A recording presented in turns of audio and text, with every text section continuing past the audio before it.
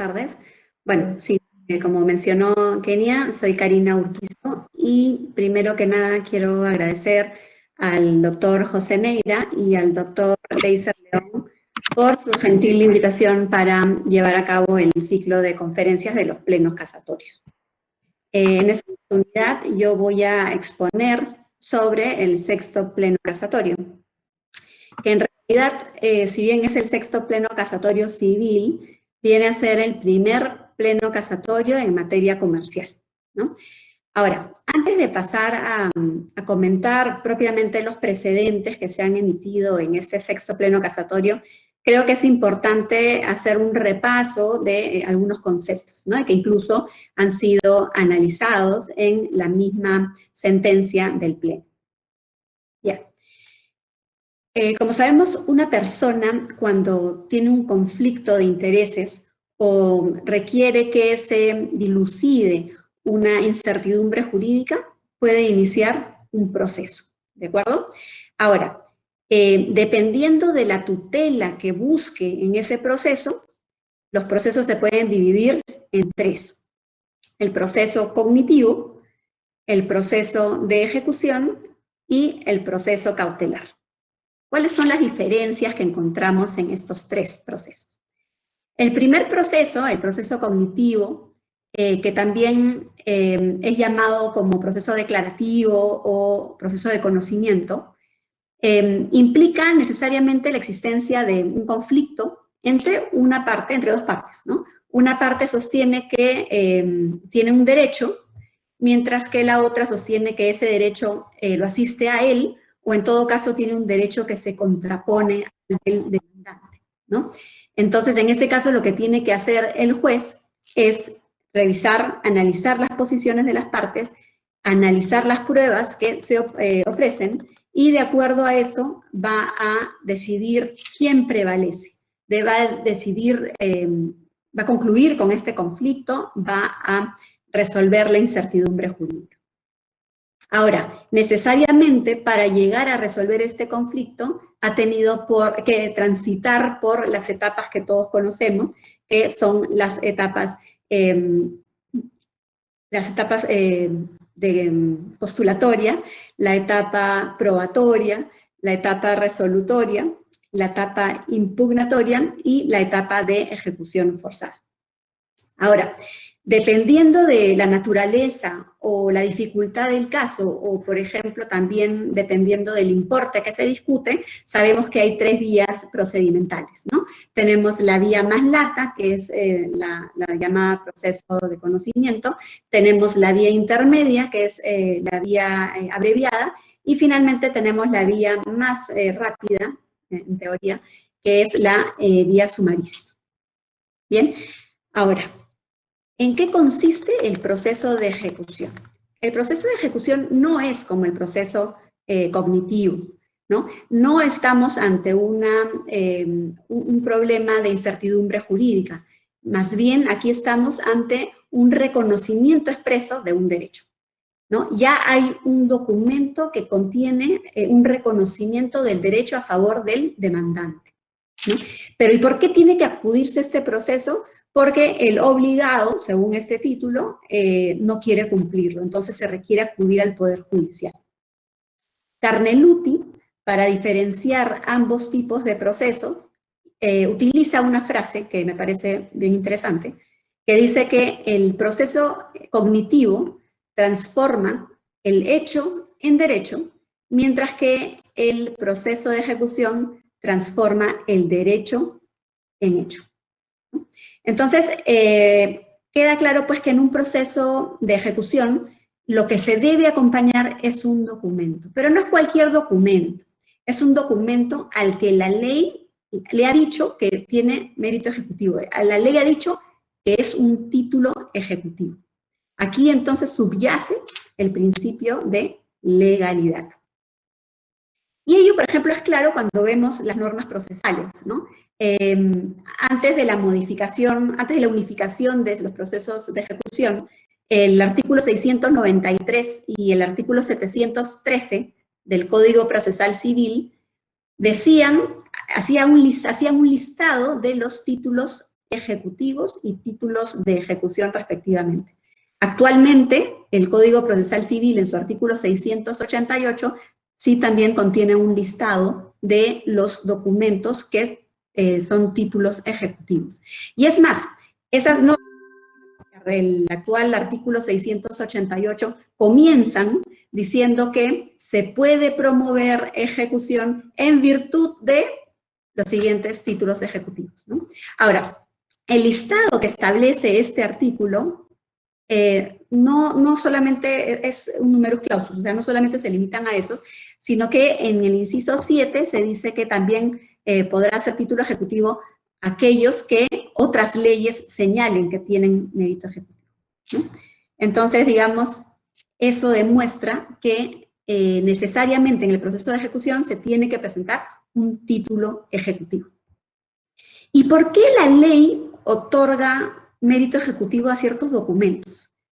Pues una respuesta jurídica no vamos a encontrar. Vamos a encontrar más bien una respuesta en el sentido que el legislador lo que ha querido, por razones políticas, es evitar que un acreedor tenga que pasar por un proceso muy largo para lograr la ejecución y la satisfacción de su derecho, ¿no? Entonces, lo que se quiere es facilitarle, digamos, la vida al acreedor, ¿no?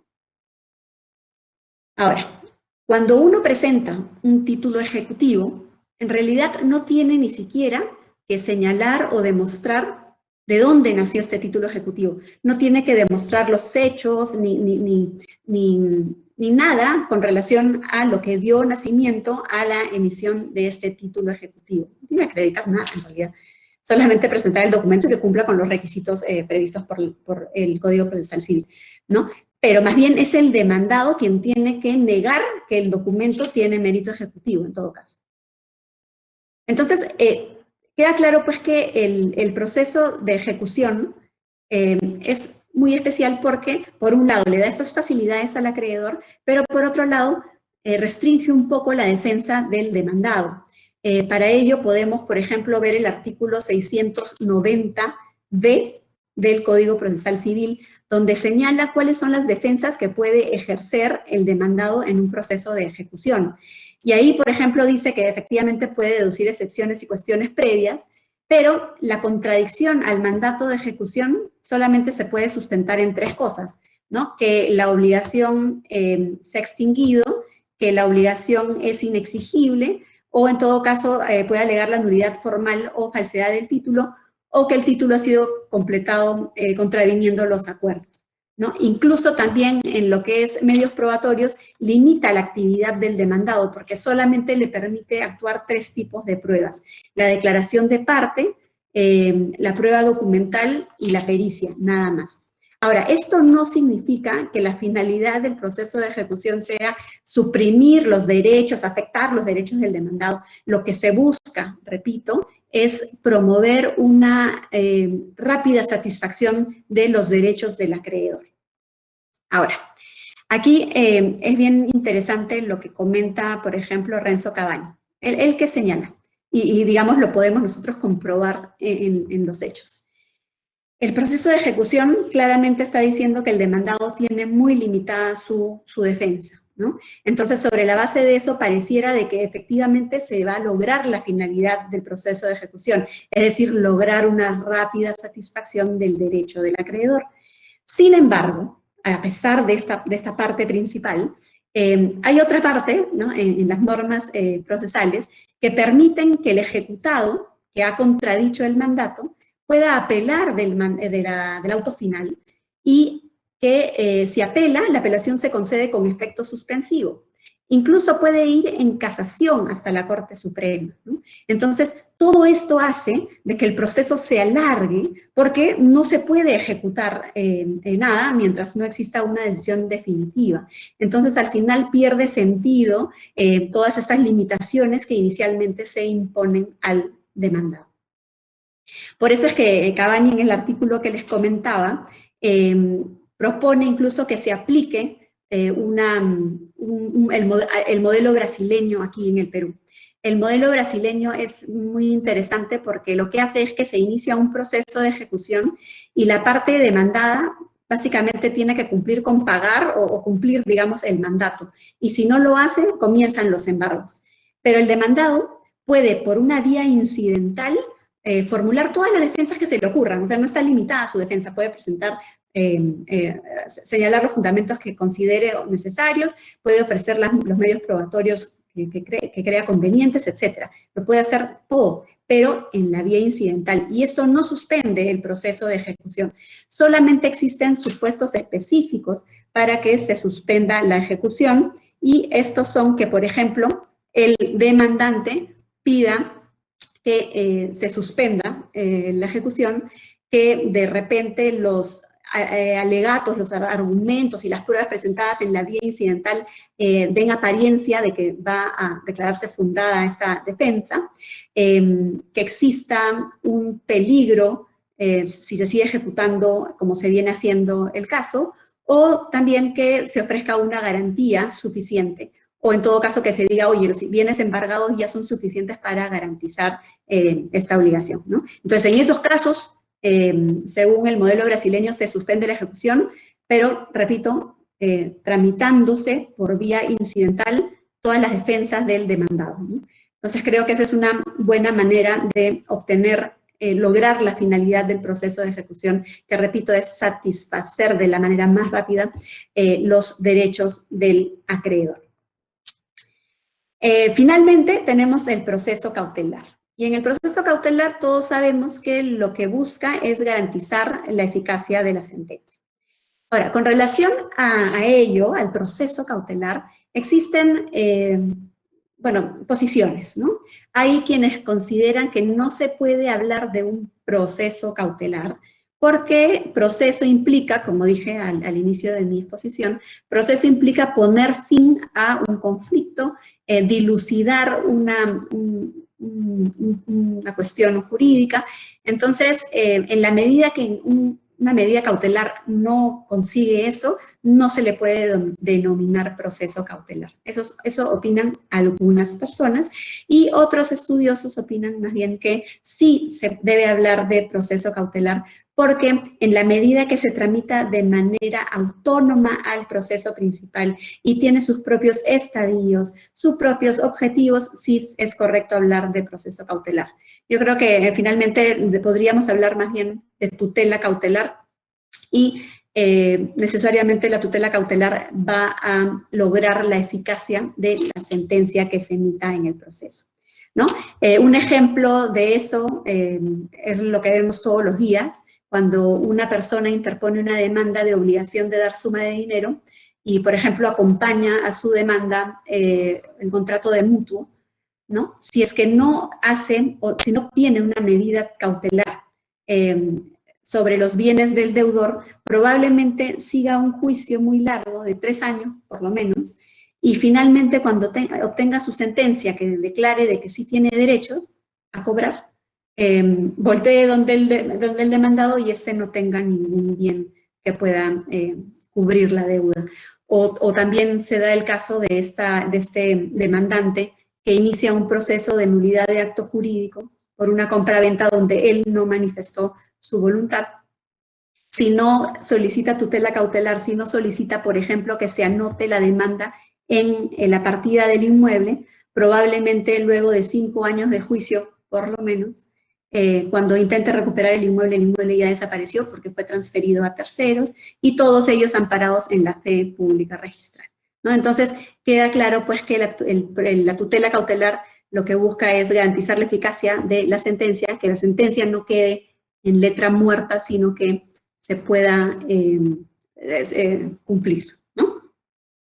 Eso es con relación a los procesos que tenemos.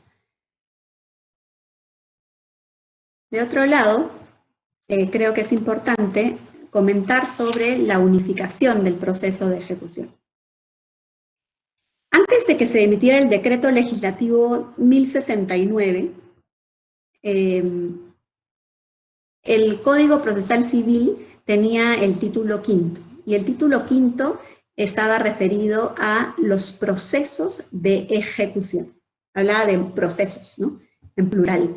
En el capítulo 2 se hacía referencia a los procesos ejecutivos, en el capítulo 3 se hacía referencia a los procesos de ejecución de resoluciones judiciales, y en el capítulo 4 se hacía referencia a los procesos de ejecución de garantías. Al final, se llega a la conclusión de que todos son títulos ejecutivos y que la diferencia más bien proviene de su naturaleza. Unos son títulos ejecutivos judiciales y otros son títulos ejecutivos extrajudiciales. Entonces, no tenía mucho sentido tener 3 procesos, ¿no? Sino más bien un único proceso. Y este es el actual, el denominado proceso único de ejecución. Otra modificación que introdujo y que nos interesa para el caso que vamos a analizar es la modificación del artículo 720 del Código Procesal Civil. Bueno, está un poquito chiquito, pero espero logren verlo. Básicamente el cambio se da en este punto. Antes lo que se decía es de que se tenía que acompañar, el ejecutante debía anexar a su demanda el documento que contenía la garantía y el estado de cuenta de saldo deudor, ¿no? Esto decía el artículo 720 antes de la modificación del decreto legislativo 1069. En cambio, con el artículo modificado, con el decreto legislativo 1069, se modifica este inciso 1, y lo que se dice es que procede la ejecución de garantías siempre que se presente, ¿no? El documento que contiene la garantía o en cualquier otro título ejecutivo, ¿no? Entonces, lo que dice exactamente es procede la ejecución siempre que su constitución cumpla con las formalidades que la ley prescribe y la obligación garantizada se encuentre contenida en el mismo documento o en cualquier otro título ejecutivo. Entonces, claro, se tenía que presentar el documento que contenía la obligación, y si es que la obligación, se tenía que presentar el documento que contenía el gravamen, y si es que la obligación estaba dentro de ese mismo documento, no había ningún problema. Pero si no estaba ahí, tenía que acompañarse un título ejecutivo. Entonces, en principio, no hay una claridad sobre cuál es el título ejecutivo, no lo había antes, no lo hay ahora, pero lo cierto es de que se señala qué es lo que se debe acompañar para la procedencia de la ejecución de garantías. Bueno, antes de esta modificación del decreto legislativo 1069, justamente había esta discusión, ¿cuál es el título ejecutivo en los procesos de ejecución de garantías? No se sabía. Entonces, la Corte Suprema emitió diversos pronunciamientos, y en alguno de ellos, por no decir en varios, lo que decía es que el título ejecutivo estaba constituido por el documento que contenía la garantía y el estado de cuenta de saldo deudor. Decían que tenía que estar uno junto al otro, uno en concurso con el otro, y esos 2 documentos eran el título ejecutivo en el proceso de ejecución de garantías. Evidentemente, estos pronunciamientos de la Corte Suprema generaron muchas críticas y comentarios, especialmente de la doctora Ariano, porque principalmente señalaban o cuestionaban el hecho de que se considerara que el estado de cuenta de saldo deudor fuera título ejecutivo. A ver, ¿cómo puede un documento emitido de manera unilateral y sin cumplir con ninguna formalidad ser considerado como título ejecutivo, ¿no? Esa era, digamos, el cuestionamiento principal que se hacía a estas posiciones y resoluciones emitidas en la Corte Suprema. Bien, ahora vamos a pasar a exponer el caso. Comentaba que esta sentencia emitida por el sexto pleno casatorio se emitió, perdón, la demanda se presentó en el año 2008, en mayo del 2008. Es decir, antes que se introdujeran estos cambios a los que hemos hecho referencia, ¿no? Entonces, claro, según una de las disposiciones finales del decreto legislativo 1069, lo que decían es, a ver, los procesos que se inician antes de la vigencia del decreto legislativo 1069 tienen que regirse por las normas que estaban vigentes en ese momento. Entonces, este proceso se rige bajo el artículo 720 antes de la modificación, ¿no? O sea, cuando solamente se exigía la presentación del documento que contenía la garantía y el estado de cuenta de saldo deudor. Bueno, entonces, ¿qué sucedió? Corporación Financiera de Desarrollo COFIDE interpuso la demanda y señaló básicamente que pidió primero de que los demandados paguen la suma de 311.000 soles bajo percibimiento de ejecutarse el inmueble que ellos habían dado en garantía. Señalan que estos señores habían constituido una hipoteca a favor del Banco Regional del Norte de Chiclayo, hasta por $21.000, y luego el Banco Regional del Norte, que luego se denominó NBK Bank, cedió estas garantías a favor de COFIDE, ¿no? Y es en virtud de esta cesión que fue oportunamente comunicada a los demandados, es la que presentan en este proceso, ¿no? Entonces, COFIDE lo que presenta es, según el artículo 720 del Código Procesal Civil, presenta el documento que contenía la garantía, el estado de cuenta de saldo deudor, la tasación del inmueble, el certificado de gravamen y también la escritura de cesión de derechos, ¿no? Bien. ¿Qué dijo la demandada? Cuando la señora Salas contradice el mandato, en principio señala, por ejemplo, que el señor Fernández había fallecido, con lo cual la obligación había quedado extinguida. También menciona que por el año en que se constituyó la hipoteca, se había suscrito, el señor Fernández y ella habían suscrito un pagaré, o sea, en el año 98, y al haber suscrito un pagaré en el año 98, ya había prescrito la obligación y ya correspondía aplicar las normas de la ley de títulos valores, que no correspondía ningún pago, ¿no? Entonces, adjunta a su contradicción copia de su pagaré, donde se puede evidenciar que efectivamente se otorgó, se emitió en 1998 y que fue emitido por una suma de dinero, 32.000 soles, y que fue renovado en múltiples oportunidades, ¿no? En el 2011 se dicta el auto definitivo de primera instancia que declara infundada la contradicción. Básicamente lo que se señala es que la misma demandada reconoce que hay una obligación, incluso que ha suscrito un pagaré por 32.000 soles, que al haber fallecido el señor Fernández no hacía que se extinga la obligación porque las obligaciones se transmiten a los herederos, ¿no? Y que en este caso no se estaba pretendiendo la ejecución de un título valor, por lo cual las normas de la ley de títulos valores no eran aplicables al caso. En segunda instancia se confirma la resolución de primera y también básicamente se reproducen los mismos argumentos de la resolución de primera instancia. Más bien ahí hay como un error porque hacen referencia a importes en dólares cuando siempre la obligación fue en soles, ¿no? Pero lo que creo que es importante resaltar aquí es que la Corte Superior dice que el título de ejecución está constituido por el documento que contiene la garantía y el saldo deudor, y no por el título valor. Entonces creo que este punto ha sido tomado en consideración por los jueces supremos para aprovechar el caso y convocar al sexto pleno casatorio, ¿no? Bueno, la señora Salas interpone el recurso de casación y, por un lado, alega que se ha contravenido el artículo 139, inciso 5 de la Constitución, que se refiere a la motivación. Aquí ella señala de que la obligación que se pretende cobrar es superior a la garantía, ¿no? Lo cual nunca había sido alegado ni en primera ni en segunda instancia, recién lo alega en la casación.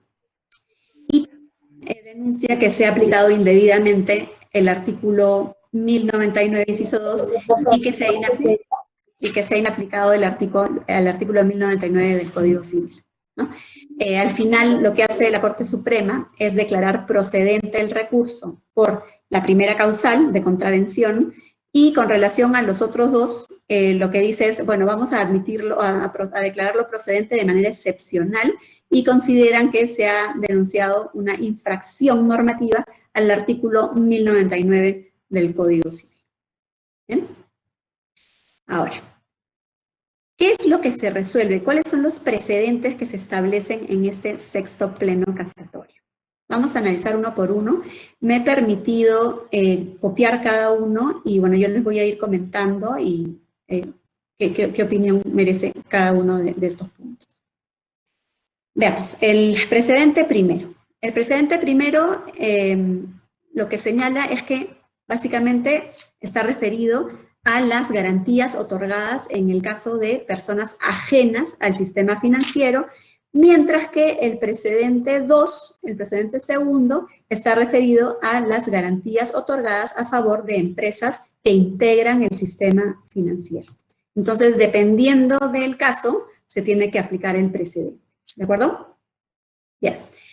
¿Qué es lo que dice? Que en los casos en que se traten de garantías otorgadas a favor de personas ajenas al sistema financiero, ¿qué se debe presentar? Dice, y para la procedencia, además, dice, para la procedencia lo que se debe adjuntar es, primero señala, el documento constitutivo de la garantía que cumpla con las formalidades y requisitos de validez de los artículos 1098 y 1099 o la ley que corresponde. Vamos a analizar esta primera parte. A ver, cuando se dice que el documento debe cumplir con las formalidades y requisitos, tenemos que remitirnos, en el caso de la hipoteca, al Código Civil, en el caso del anticresis al Código Civil, y en el caso de las garantías mobiliarias a la ley de garantías mobiliarias, ¿correcto? Entonces, en el caso de hipotecas, evidentemente se tiene que cumplir con que conste por escritura pública, eso lo dice el artículo 1098. Pero además se deben cumplir con los siguientes requisitos. Uno, debe haber sido constituida por el propietario. Pero ojo, no basta con que sea el propietario, sino que también se tiene que verificar que éste tenga la capacidad para, en este caso, gravar el bien.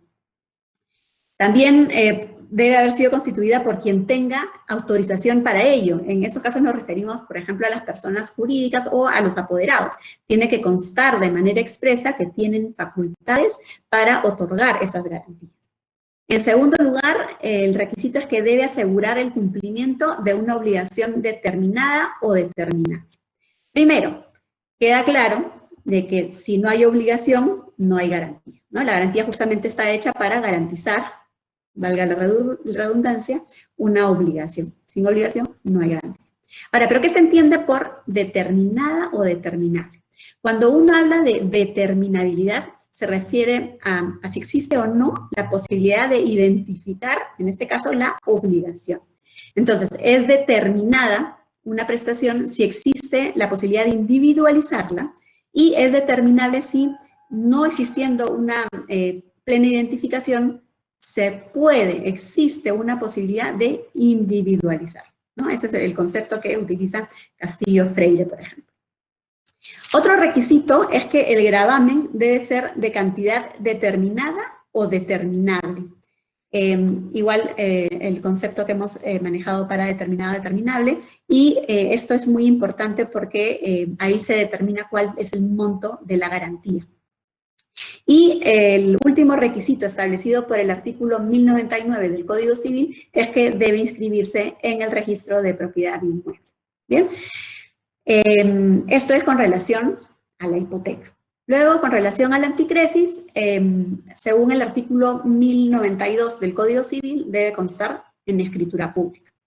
Y tratándose de bienes muebles, decíamos que, por ejemplo, tiene que constar por escrito, según lo que establece el artículo 6 del Decreto Legislativo 1400, y también se establecen otras formalidades en el artículo 9, ¿no? Entonces, en principio, sobre la base de este precedente primero, se tienen que cumplir, dependiendo de la garantía que se otorgue, estos requisitos formales y de validez establecidos en las normas correspondientes. Eso es el primer punto. Pero luego vamos a ver cuáles son las particularidades que establece este primer precedente. Dice que, tratándose de una garantía real constituida para asegurar una obligación determinada y siempre que aquella conste en el mismo título, no se tiene que acompañar ningún otro documento. Entonces, esto es lo que decíamos inicialmente, ¿no? Si el documento que contiene la garantía también tiene señalada la obligación de manera cierta, expresa y exigible, no requieren presentar mayor documentación. Pero aquí el tema se da en el inciso o en el punto B, porque ahí se hace referencia a las garantías reales denominadas sábanas, ¿no? Que garantizan obligaciones futuras, indirectas, directas, etcétera, ¿no? Las garantías sábanas. Ahí, ¿qué es lo que dice el precedente? Señala que en esos casos se tiene que presentar un título ejecutivo, tal cual lo decía ya el actual artículo 720 del Código Procesal Civil, u otro documento idóneo. Entonces ahí, evidentemente, todos saltaron, ¿no? Porque este precedente está yendo contra lo expresamente señalado en el artículo 720 del Código Procesal Civil. Simplemente en el precedente se han olvidado cuál era la finalidad del legislador, se olvidaron que justamente hay una norma expresa que dice que necesariamente se tiene que acompañar en las garantías sábanas, se tiene que acompañar un título ejecutivo. Aquí se saltaron esa parte y lo que dijeron es que también se puede presentar otro documento idóneo. ¿Qué es un documento idóneo? O sea, si la idea del proceso de ejecución es dar de alguna manera certeza porque hay un título ejecutivo que la ley lo ha declarado como tal, es un documento idóneo. O sea, en realidad, no solamente este precedente contraviene una norma expresa, que es la contenida en el artículo 720, sino que además está dejando a la discrecionalidad del juez el documento idóneo para acreditar la obligación, ¿no? Entonces, al final, ya va a depender finalmente de lo que diga el juez, de lo que considere como documento idóneo. El precedente segundo ya había señalado de que está referido a las garantías otorgadas a favor de las empresas que integran el sistema financiero. El primer punto es idéntico al anterior, al precedente número 1, porque se refiere a los requisitos de validez, ¿no? Y los requisitos formales que deben cumplir todas las garantías que se han otorgado, ¿no? Igualmente, el literal A hace referencia a que en los casos de garantías donde la obligación, donde el documento, el título, está constituido por la garantía y ahí mismo está la obligación que se garantiza cierta, expresa y exigible, no se requiere presentar ningún otro documento. Pero de ahí tenemos los puestos del literal B, que es que cuando se tratan de garantías sábanas, hay tres opciones, ¿no es cierto? Dice que cuando se garantizan operaciones en cuenta corriente, se tiene que acompañar la letra de cambio a la vista. Ahí claramente está diciendo que se tiene que acompañar otro título ejecutivo, es decir, ahí sí se sigue este razonamiento y contenido del artículo 720 del Código Procesal Civil que ha sido modificado. ¿Por qué? Porque se está diciendo que se tiene que acompañar una letra de cambio a la vista protestada. Recordemos que el artículo 228 de la Ley General del Sistema Financiero dice que establece todo el procedimiento para girar una letra de cambio a la vista. Y el procedimiento es que la empresa del sistema financiero cursa una comunicación al deudor diciendo que hay un saldo, y si dentro del plazo de 15 días el deudor no dice nada, puede girar la letra de cambio a la vista, ¿no?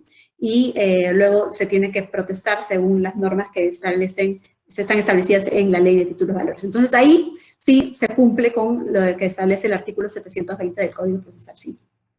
Ahora, tratándose de operaciones materializadas en títulos valores, es decir, cuando se tratan de letras de cambio y pagares, dice el pleno casatorio que se tiene que acompañar esos títulos, ¿no? En la letra de cambio y pagaré, debidamente protestadas o no protestadas si es que tienen la cláusula de sin protesto. Nuevamente, se está reconociendo aquello que está previsto en el artículo 720 del Código Procesal Civil, que se tiene que adjuntar el título que contiene la garantía y, tratándose de garantías sabanas, un título valor. Y finalmente está el supuesto B.3, que hace referencia a las obligaciones garantizadas que están contenidas no en letra de cambio a la vista ni en títulos valores. Entonces, en ese caso, ¿qué se tiene que acompañar? La empresa del sistema financiero tiene que acompañar la liquidación de saldo deudor conforme al artículo 132, inciso 7 de la Ley General del Sistema Financiero, ¿no? ¿Qué dice esa norma?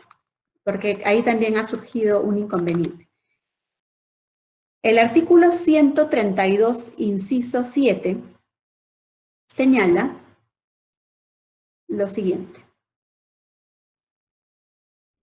Denme un minutito, por favor. Se me olvidó. Dice, formas de atenuar los riesgos para el ahorrista. En aplicación del artículo 87 de la Constitución Política, son formas mediante las cuales se procura adicionalmente la atenuación de los riesgos para el ahorrista, el mérito ejecutivo de las liquidaciones de saldos deudores que emitan las empresas. Entonces, en realidad la ley no dice expresamente que las liquidaciones de saldo deudor a que se refiere el artículo 132 sean títulos ejecutivos, ¿no? Dice más bien de que tienen mérito ejecutivo. Entonces, por ejemplo, el doctor Hurtado Reyes considera que eso no es suficiente para considerar que ese documento constituya título ejecutivo. A pesar de eso, en el precedente sí consideran que este documento es un título ejecutivo y por tanto también se cumpliría con el artículo 720 del Código Procesal Civil. Un tema importante en este precedente segundo es que se establecen los requisitos que debe contener esta liquidación. Y esto, repito, es importante porque antes no se había establecido ningún tipo de formalidad para las liquidaciones, ¿no? Entonces, por ejemplo, se señala que la liquidación debe estar suscrita por un apoderado de la entidad financiera, pero que tenga facultades para liquidar operaciones, ¿no? Sabemos pues que, por ejemplo, antes se presentaba una liquidación de una cara y que solamente contenía la obligación de vida, de repente algún abono o de repente el interés y punto. A veces ni siquiera estaba firmada ni por el demandante o a veces con las justas por el demandante, ¿no? Otro requisito que se establece según este precedente segundo es que se deben detallar de manera cronológica todos los pagos, los abonos realizados y además se tiene que señalar el tipo de interés que se aplica, ¿no? La tasa y el tipo de interés que se aplica. Entonces, este punto yo creo que sí es importante, independientemente si se considera o no que esta liquidación de saldo deudor tiene o no constituye o no un título ejecutivo. Bien, ahora, lo que sí también se agrega en este punto es que la parte ejecutante puede presentar prueba idónea para justificar estas obligaciones. Entonces, claro, ahí también otra vez deja a la jurisdicción, a lo que el juez considere como prueba idónea. El precedente tercero. ¿Qué dice el precedente tercero? Y aquí quiero llamar su atención porque el precedente tercero empieza diciendo que para efectos de determinar la procedencia, el juez debe verificar tal y tal cosa, ¿no? Entonces, habla de procedencia. Y luego vamos a ver que en el precedente cuarto hace referencia a la admisibilidad. ¿De acuerdo? ¿Qué es lo que dice el precedente tercero? Dice que para efectos de determinar la procedencia, el juez tiene que examinar y además motivar que se hayan cumplido con los requisitos establecidos en los precedentes primero y segundo. Es decir, si se trata de una garantía otorgada a favor de una persona ajena al sistema financiero, debe verificar el cumplimiento de los requisitos previstos en el precedente primero. Y si se trata de una garantía otorgada a favor de una entidad, una empresa del sistema financiero, tiene que analizar si se han cumplido los requisitos previstos en el precedente segundo. Pero no solo eso, también tiene que verificar el saldo deudor. Tiene que verificar que el saldo deudor, primero, contenga información sobre los pagos realizados y además debe verificarse si, en caso de existir capitalización de intereses, estos se ajusten a lo establecido en el Código Civil, ¿no? Entonces, repito, esto es importante, esta parte de señalar cuáles son los requisitos del saldo deudor es importante porque está estableciendo ciertas formalidades que antes no estaban establecidas, ¿no? Pero cuando nos vamos a los fundamentos de este precedente tercero, nos encontramos en los fundamentos 30 al 33, y ahí se reconoce precisamente de que el saldo deudor constituye un documento unilateral, que no tiene formalidades. Por eso es de que entiendo pues que han tratado de levantar ese problema señalando cuáles son los requisitos que debe cumplir el saldo deudor. Ojo, este saldo deudor no es el establecido, no es lo mismo que la liquidación de saldo deudor a que se refiere la ley general del sistema financiero, sino está referido al artículo 720 del Código Procesal Civil, el inciso 2, esta parte de acá. Este saldo, este inciso número 2. ¿Sí? Bien. De ahí también es importante que se señale, en los fundamentos 30 y 33 también se señala que existen diversas interpretaciones con relación a lo que debe contener el mandato de ejecución, porque habían quienes ordenaban cumplir con el pago del importe del capital y habían quienes sostenían que debía ordenarse pagar en el mandato de ejecución el importe señalado en el saldo deudor, ¿no? Entonces, más adelante vamos a ver cómo es que se levanta este punto. Bien, vamos al precedente cuarto. Decía hace unos momentos que el precedente tercero tiene una contradicción con el precedente cuarto. El tercero, repito, hace referencia a determinar la procedencia, ¿no? Y que para determinar la procedencia se debe verificar el saldo deudor. Sin embargo, en el precedente cuarto se hace referencia a que si el saldo deudor no cuenta con las especificaciones, los requisitos señalados anteriormente, se debe declarar la inadmisibilidad. Entonces, ¿en qué quedamos? ¿Es un requisito de procedencia? ¿Es un requisito de admisibilidad? No queda claro este punto. O en todo caso, sí queda si es que entendemos que en la medida que en el precedente cuarto se está diciendo de que se puede declarar inadmisible y se puede subsanar, más bien el estado de cuenta de saldo deudor es un requisito de admisibilidad y no de procedencia, como se ha dicho en el precedente tercero. ¿Bien? Ahora, ¿cómo distinguimos entre la admisibilidad y la improcedencia? Podemos irnos al artículo 128 del Código Procesal Civil, que dice que la inadmisibilidad se declara ante el incumplimiento de un requisito formal y más bien se declara la improcedencia de la demanda cuando existe un incumplimiento o un defecto de fondo.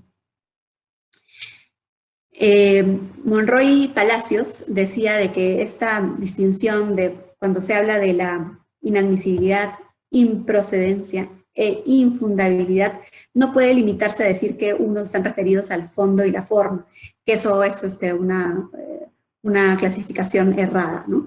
Pero lo cierto es de que independientemente de esa discusión, Monroy Palacios define de una manera muy clara cuál es la diferencia entre una inadmisibilidad y una improcedencia.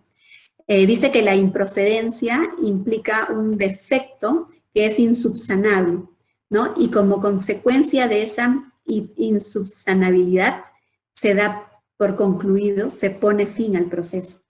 Mientras que la inadmisibilidad es una declaración provisional de invalidez y que se otorga un plazo a la parte para que subsane. Y si luego de esa oportunidad para subsanar no lo hace, pues se debe concluir el proceso porque lo subsanable ya dejó de ser subsanable, sino que se ha convertido en algo insubsanable. Entonces, esa es las diferencias que encuentra o que señala Monroy Palacios. Entonces, repito, acá queda claro que el estado de cuenta de saldo deudor es un requisito de admisibilidad y no de procedencia, a pesar del nomen iuris, ¿no? del artículo. Porque aquí vemos que el artículo 720 dice procedencia. No es así. Es un requisito, el saldo deudor es un requisito de admisibilidad. Bien, ahora vamos a pasar al precedente quinto. ¿Qué dice el precedente quinto? El precedente quinto hace referencia a los alcances del mandato de ejecución, ¿no? Dice, el juez ejecutor, una vez determinada la procedencia de la ejecución, debe emitir el mandato de ejecución disponiendo el pago íntegro de la suma liquidada, incluso si aquella suma excede el monto del gravamen. Pasa muchas veces, como en este caso, que el gravamen fue por $21.000 y el importe que se reclama es de 311.000 soles, ¿no? Claramente hay un exceso ahí. Lo que dice este precedente es de que el mandato de ejecución debe ser por el importe liquidado en el estado de cuenta de saldo deudor y no por el capital ni por el monto del gravamen. El fundamento 34 de la sentencia define lo que es un mandato de ejecución, ¿no? Y señala que es un auto en el que el juez intima al obligado a cumplir con determinada obligación o prestación bajo un apercibimiento específico. Entonces, por eso es que se dice que los mandatos de ejecución contienen 3 partes. La primera parte es el de la intimación o el requerimiento, que es que se conmina al demandado a cumplir determinada obligación. La segunda parte es el plazo. Evidentemente, se tiene que dar un plazo para el cumplimiento de esa obligación y finalmente la tercera parte es el apercibimiento, que es básicamente la sanción en caso de que no se cumpla con la obligación dentro del plazo otorgado. Entonces, el precedente quinto señala que el mandato de ejecución debe ordenar pagar, repito, la suma que se ha establecido en el estado de cuenta de saldo deudor, ¿no? la suma liquidada, y no el monto del capital, y no importa si es que este importe supera el monto por el cual se ha constituido la garantía. Consideramos que este precedente era necesario porque sí podíamos apreciar diversas posiciones. Algunos jueces ordenaban el pago del importe del capital y otros jueces ordenaban el pago del importe liquidado. Entonces, ya con este precedente va a haber uniformidad con relación al importe que se va a ordenar pagar. Bien, ahora vamos a pasar al precedente sexto. Y el precedente sexto establece que el mandato ejecutivo debe disponer el pago de una cantidad líquida o liquidable.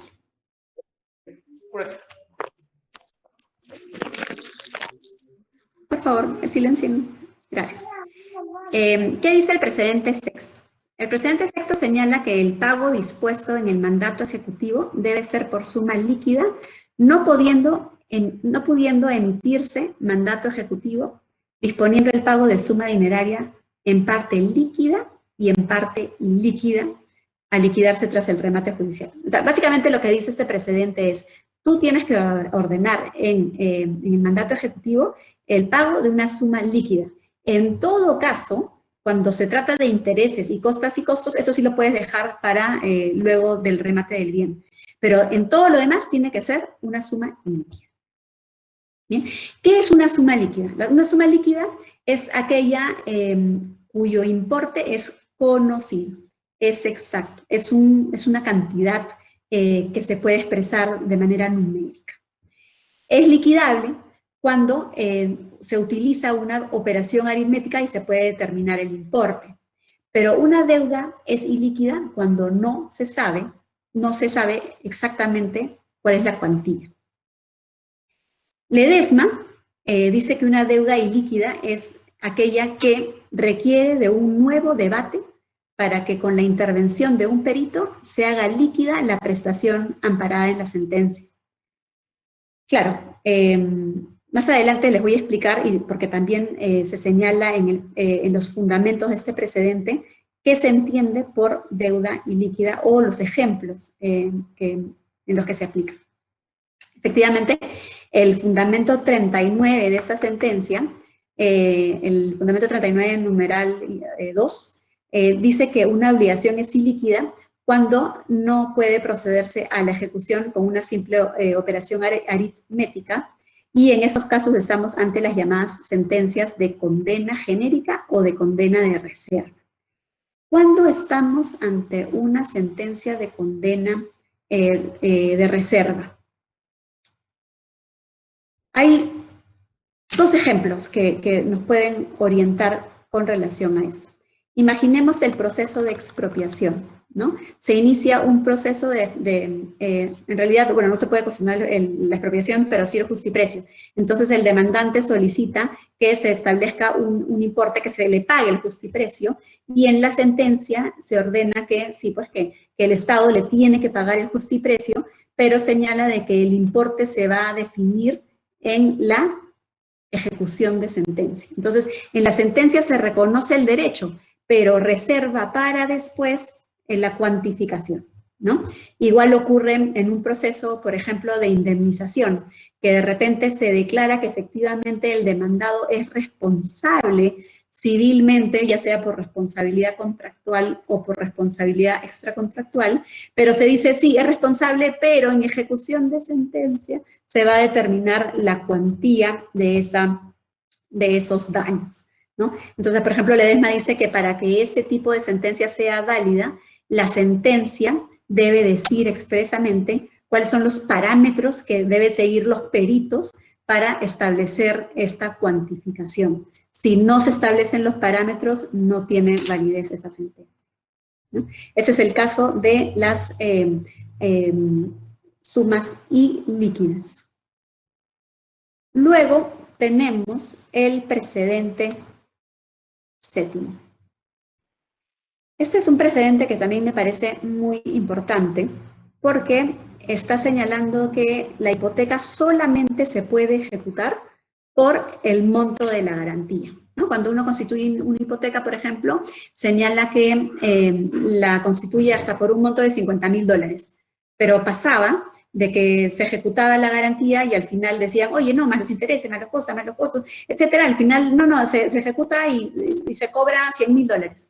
Entonces, claro que se perjudicaba no solamente al deudor que no podía recuperar el importe que sobraba del remate, sino también se podía perjudicar a otros, ¿no? Y a eso voy a entrar en un minuto. Entonces, lo que dice este precedente séptimo es que solamente se puede ejecutar hasta la suma garantizada, ¿no? Entonces, sí hay un límite que se establece claramente con este precedente.